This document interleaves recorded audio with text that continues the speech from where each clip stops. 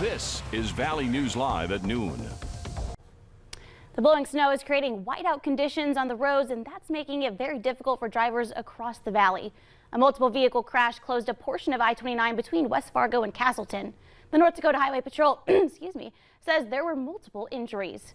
And a no travel advisory is in effect in Cass County and other portions of the state due to snow-covered roads and near zero visibility. The purple sections in the Northern Valley and around Jamestown means a travel alert has been issued due to slippery roads and reduced visibility. In Minnesota, the Department of Transportation is reporting dry roads in the northern counties. It's those green lines you see on your screen, but as you go south, the roads are covered in snow and visibility is half a mile or less. Now let's go to Summer Schnellbach with a quick look at the weather. Summer?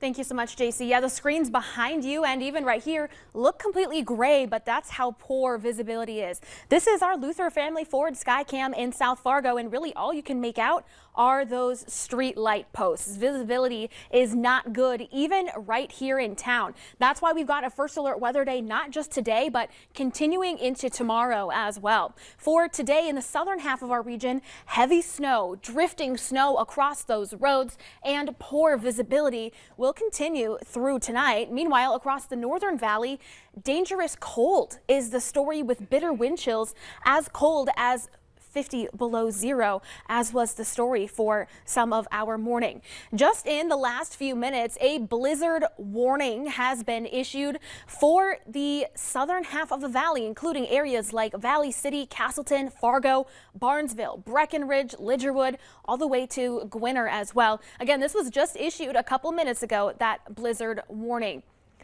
Looking across the regional map, we have a lot of color. We have got the wind chill advisory in the light blue, winter weather advisory in purple, the wind chill warning in the lighter pink, the blizzard warning in the dark pink, and a winter storm warning in red. Needless to say, it has been a very busy couple days, and that busy forecast is continuing right to today. Here's a look at satellite and radar where we are seeing that snow continue, and zooming in even closer to the Fargo area and out into Castleton, these darker blue bands, that's indicating some areas of heavy snow stretching all the way just north of Leonard, through Horace, through just south of Fargo, and to the north of Hawley. That's where we're going to be seeing the most impact to your visibility if you're out on those roads right now.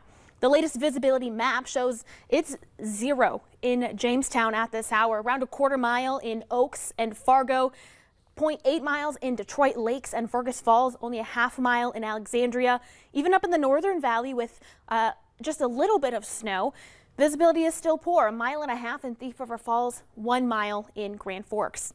Now let's talk about the cold. The black line is the 0 degree line. Anything to the north of it is sitting below zero. Actual temperature of 13 below in Langdon and Devil's Lake right now. Grand Forks sitting at 12 below, but factor in the wind chill and we have got plenty of wind. It's been the story for how many days now? Feels like 41 degrees below zero right now in Devil's Lake. 40 below is your wind chill in Langdon and Grand Forks. Feeling like 35 below zero in Jamestown. So dangerous cold to go along with the snow.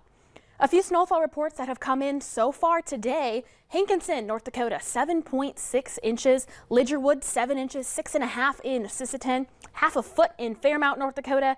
Battle Lake, Minnesota, picking up 2.5 inches of snow. And of course, it's still continually snowing, so we will have some updates to your snowfall amounts. Overall, very tricky going across the entire valley, whether it be the north with the cold, the south with the snow and wind. So JC, we've got a lot to go over still. Coming up, we'll take a closer look at radar, go over a little radar tour, and of course have that all important hour by hour forecast of when we might get a break from all of this. Yeah, there's a lot to cover. New blizzard warning. Yes. Staying busy today. Thank you, Summer. The weather is also impacting flights around the region.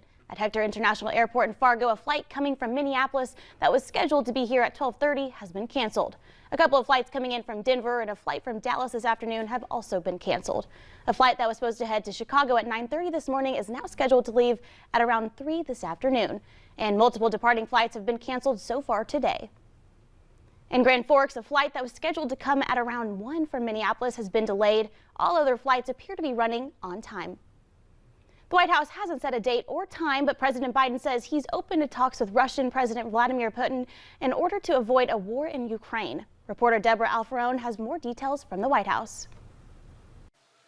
Good afternoon. The White House says President Biden is willing to meet with Russian President Vladimir Putin, but only if Russia does not invade Ukraine. We're ready to continue diplomacy, including at the highest levels, to try to resolve this matter peacefully. But time may be running out for a diplomatic solution. Putin, Biden. Russian Foreign Minister Sergei Lavrov said at a meeting of Putin's Security Council that the West is not ready to accept Moscow's demand to stop NATO's eastward expansion. The U.S. says it has intelligence that President Putin has given the order to proceed with an invasion, and commanders on the ground are making plans to maneuver their units into position. What we're seeing actually happen is Mr. Putin act on certainly what looks to be very clear intentions to invade Ukraine again. Russia announced it is keeping tens of thousands of troops near Ukraine's border in Belarus, even though it says planned military exercises there are over. And there has been a dramatic escalation of shelling from Russian-backed separatists in eastern Ukraine. The White House says there are no firm plans for a meeting with Putin, but there are firm plans for how to respond if Russia invades. The president convened his National Security Council at the White House Sunday to discuss sanctions the U.S. and its allies will impose in the event of an attack. A small war in Europe can grow if we don't stand up in strong and resolute terms to defend our allies and partners. The U.S. sent a letter to the UN claiming Russia has a list of Ukrainians to be killed or sent to camps following a military occupation. Deborah Alfarone, CBS News, the White House.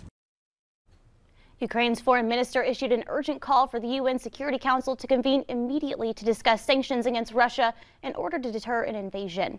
Russia has vetoed power at the UN, making any sanctions unlikely.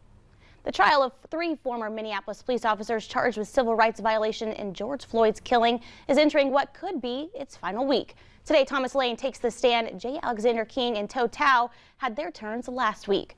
Prosecutors say the men disregarded their training, while defense attorneys say their training was inadequate and say that officers were taught to different other kinds of situations to senior officers like Derek Chauvin. Coming up at noon, President Trump's new social media platform is available for download, and how the new app works and how the former president intentions behind it. But next, snow is still coming down. That combined with the wind is making for dangerous travel. Summer Schnellback has a look at your forecast.